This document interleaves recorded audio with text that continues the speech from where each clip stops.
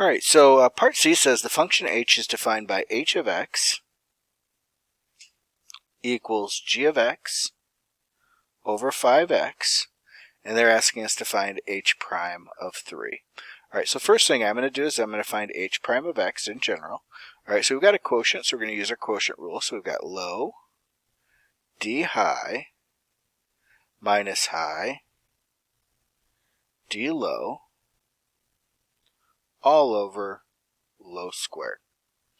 All right, so from here, I'm specifically going to h prime of 3, so I'm going to drop that in.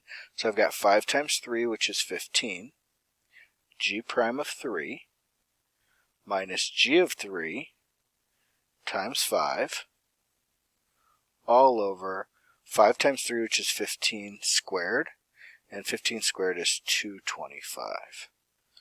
All right, so if I take a look, I'm going to need to lean on the graph and the definitions from above. All right, so in part A, we actually found g of 3. All right, so we already have the work done for g of 3. All right, it's a 9, so we know from part A that g of 3 equals 9. So I'm going to make a little note that that's from part A.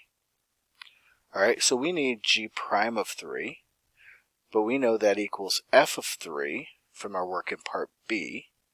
All right, and f of 3 we can get off the graph. If I go over 3 units, I'm down 2, so I'm at a negative 2.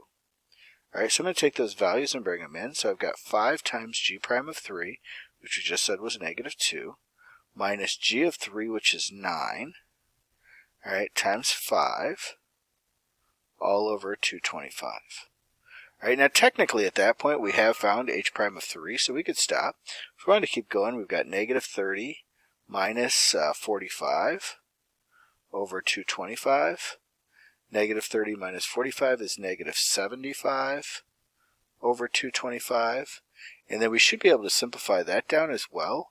Let's see, 25 goes into 75 3 times, so we've got negative 3 on the top. And it goes into 225 9 times, and then that reduces to negative 1/3. All right, so we have h prime of 3 equals negative 1/3. All right, and we've got our final answer for part C. All right, I hope that helps. Thanks.